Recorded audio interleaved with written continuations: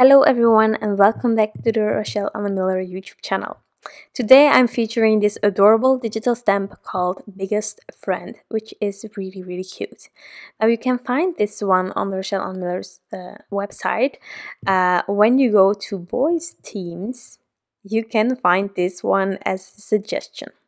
I just wanted to shout it out because I know that tons of you struggle with masculine cards, with cards for boys maybe, and for me it's all the same, masculine, boy themed. Whether you're 5 or 58, I can give this card to each age there is. Okay, just wanted to point that out because there are people that are like asking for cards for adults aside from what I make, and for me it's all the same. I'm not going to create boring cards. I love these images, I love cute critters, I love creating with them, so I will make a card with this dino for my father-in-law who is becoming 58 this year, and I will not have single doubt about giving the card to him and whether it is appropriate or not. The day that I get a card with flowers on is the day that I just want to die. I'm not a flower kind of person, and if it's combined with like adorable critters or something like that, then it's totally okay. But if I become 30 at a certain point, because currently I'm 25, and someone gives me a card with flowers, I think really that I'm gonna go mental. I know like my parents, they ask me all the time for birthday cards, and I'm really flattered. And then when they are lacking birthday cards and I don't have any to give them to send, they grab towards their cards that they have bought like years ago with flowers and such, and then they are giving the cards that I have created to the kids. They are cute, and I get it that the kids need like those personalized cute cards. But I don't think that my aunt, who is like in the 60 kind of age, that she has to get flower cards. What's the logic? I don't see it. So this is just perfect for any age. And if anyone is suggesting otherwise, then you say Lien said that it's appropriate. But what I wanted to really say was that something that I find really handy concerning the site of Rachelle Anne Miller is that she has these themes where you can search in, and I do that all the time. If I need a card for guy, boy, man, grandfather, however you want to call them depending on their age, I really tend to go to the side and then go with boys themes. And then this one is one of the gorgeous suggestions that you get when you search for boys themes, and I just love it. I think it's genius just being able to click on, like, for example, masculine stamps. That would be great. If I would have that suggestion on each side, I would be so stunned, because I just need sometimes inspiration, and sometimes I don't even see it myself that a certain stamp set can be really used on masculine cards. Well, actually, any stamp set will be able to be used like on masculine cards, but you know what I mean. Sometimes it's a struggle.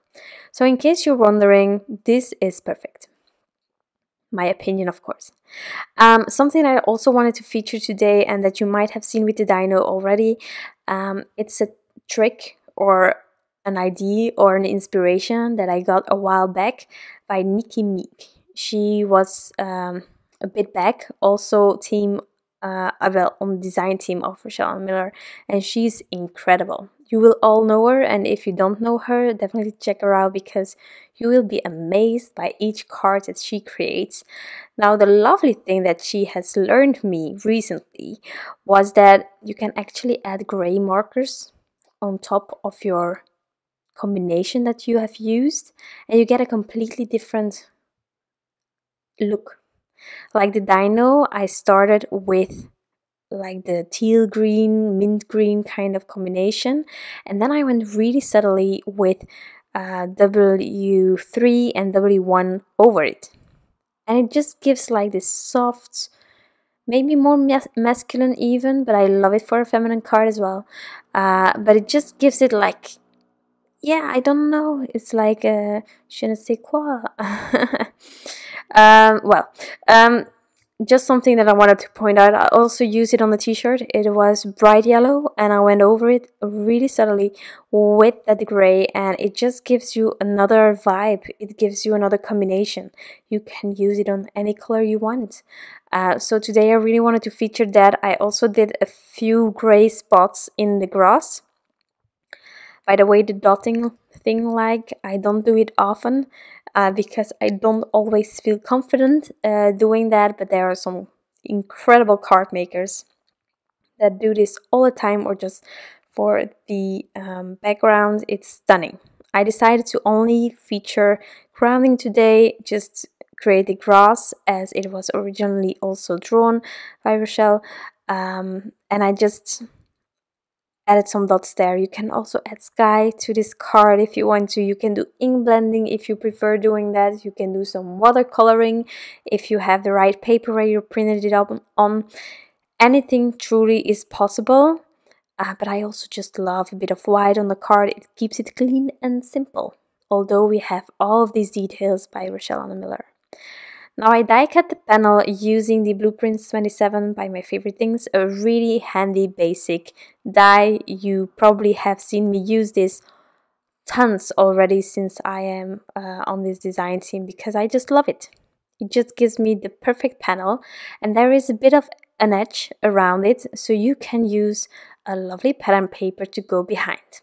Now with the colors that I chose here on the coloring, I ended up taking the Pretty in Plaid paper pad from My Favorite Things, because there are tons of pattern papers in it that go really well with all of the colors that I used.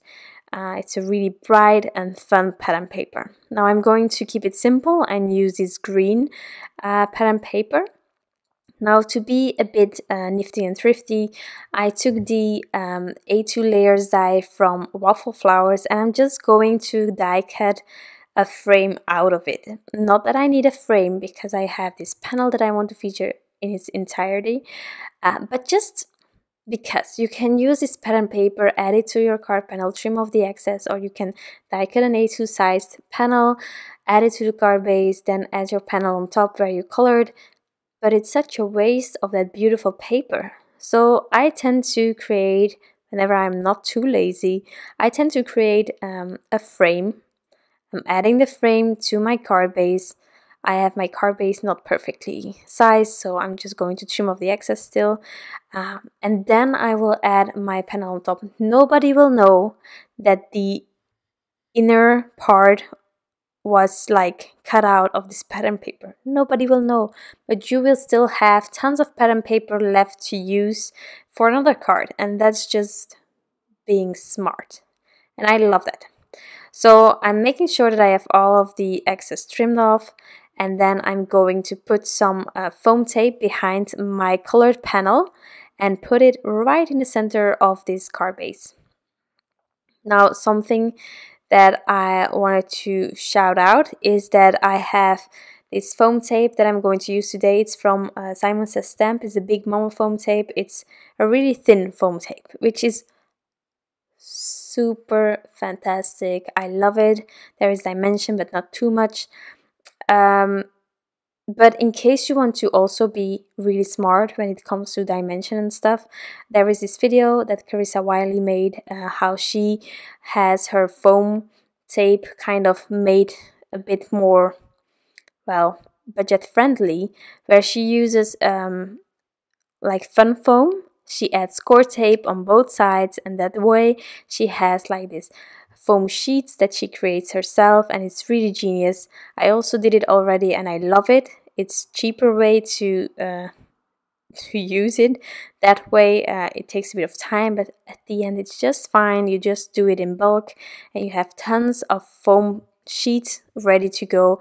That's also really handy to put on the back of a panel like this, in case you want to be a bit more budget friendly.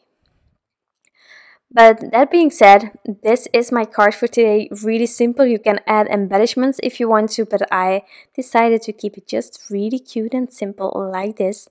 I hope that this video can inspire you today to get some birthday cards maybe going on, some masculine or boy themed cards going on. Have fun with that. I want to thank you all for being here and taking the time to watch this video, and I'll be back soon with some more craft inspiration.